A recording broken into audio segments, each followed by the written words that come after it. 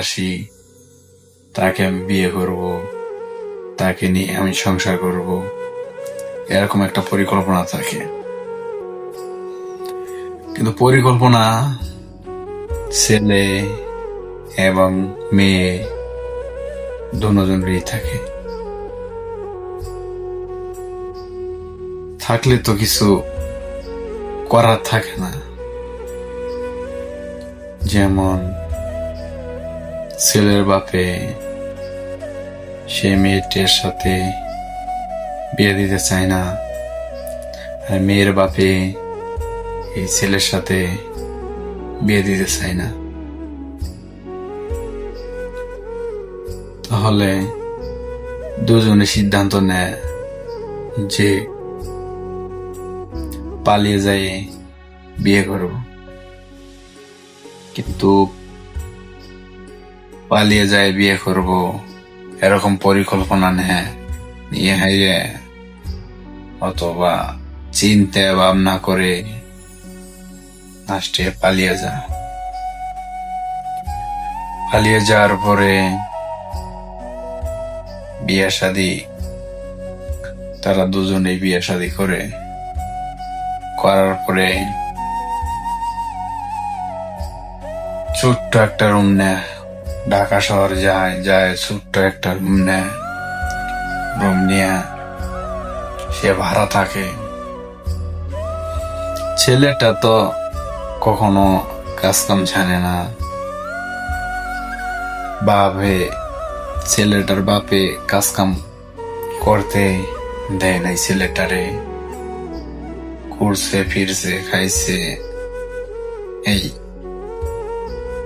মেয়েটাও তো বাপের বাড়ি থাকলে কাজ কাম করে না, ঘুরে ফিরে বান্ধবীর সাথে ঘুরে লেখাপড়া করে। এই যখন অনেক খোঁজাখুঁজির পরে ছেলে কাজ কাম পায় না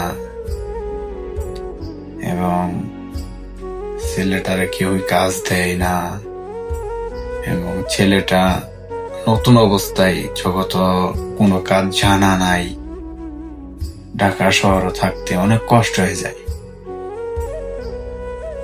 মেয়েটা থাকতো বাপের ঘরে, বাপে আদর্শ দিয়ে বড় করছে, কখনো বাপ অনটন বুঝতে দেয় নাই। যাই তার স্বামীর ঘরে অভাব অনটন যখন দেখে, যখন মেয়েটা ছেলেটার সাথে প্রতিনিয়ত ঝগড়া করে, হ্যাঁ তোমাকে ভালোবেসে আমি কি পেলাম, তোমাকে ভালোবেসে আমার এত কষ্ট করতে হয়, আমার বাবার বাড়িতে এত কষ্ট করি নাই, এই ইত্যাদি। এভাবে কিছুদিন চলতেই থাকে। চলার পরে আপনার হঠাৎ করে মেয়ে সিদ্ধান্ত নেয় যে এইভাবে আর চলা অসম্ভব, এভাবে চলা যায় না। মেয়েটা একদিন দুই দিন ভাবার পরে হঠাৎ করে ছেলেটাকে ছেড়ে চলে আসে তার নিজের বাড়িতে। চলে আসে তার যে মেয়েটার বাবা অনেক রাগ করে, অনেক কথা বলে, মেয়েটার মা অনেক কথা বলে, অনেক কি করে। এক পর্যায়ে মেয়েটার মা এই মেয়েটাকে গড়ে তুলে নেয়। এক পর্যায়ে মেয়েটাকে গড়ে তুলে নেওয়ার পরে আপনার কিছু শর্ত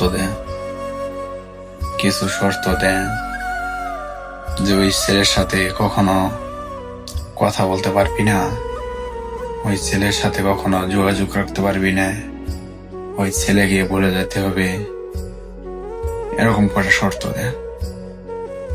মেয়েটা তো ঢাকা শহরে থেকে বুঝতে পারছে এই কষ্ট কাকে বলে। এই মেয়েটাও মেনে নেয়, মেনে নিয়ে এইভাবে কিছুদিন চলে। ছেলেটা অনেক চেষ্টা করে, কাজ কামে না গিয়া কখনো সফল হতে পারে না। এক পর্যায়ে ছেলেটা বাড়িতে ফিরে আসে তার বাবার কাছে। তার বাবা অনেক কিছু বলে যে আমাদের মান সম্মান শেষ করে দিলি, তো একটা তোরে নিয়ে করতো স্বপ্ন ছিল, দেখে শুনে একটা বিয়ে করাবো, আমাদের স্বপ্নটা মাটি করে দিলি। এরকম ইত্যাদি অনেক আর কথা বলে। এক পর্যায়ে মেয়েটাকে তো বলতে পারে না, যেহেতু ভাই ছেলে মানুষ, মেয়েটা অথবা বলতে পারে, ছেলেটা কখনো বলতে পারে না। এক পর্যায়ে তার বাড়িতে যায় তার সাথে দেখা করতে। মেয়েটার মা তার সাথে দেখা করতে দেয় না। মেয়েটার বাবা ছেলেটাকে অনেক মারধর করে। অনেক চেষ্টা করলো যোগাযোগ করার, ছেলেটা কখনো যোগাযোগ করতে পারলো না। মেয়েটাও আর কখনো যোগাযোগ করে নাই। মেয়েটা ওই যে অনেক কষ্ট দেখছে যে ছেলেটা টাকা নাই, নাই, মানে এইভাবে আর মেয়েটাও তেমন আর কি গর্জ ছিল না ছেলেটার প্রতি।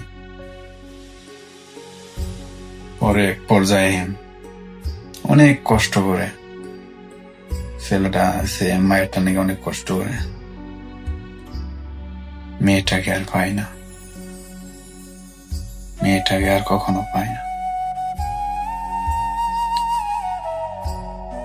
ছেলেটা অনেক কষ্ট করার পরেও যে কাজ কাম শিখে টাকা উপার্জন করে সেই মেয়েটার বাবার কাছে যা, মেয়েটার বাবার কে বলে, মেয়েটার মা কে বলে, কখনো ওরা রাজি হয় না। এক পর্যায়ে মেয়েটাকে অন্য এক ছেলের কাছে বিয়ে দেওয়ার জন্য সিদ্ধান্ত নেয়।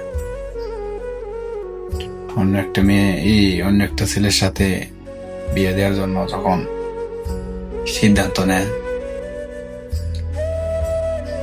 তখন ছেলেরা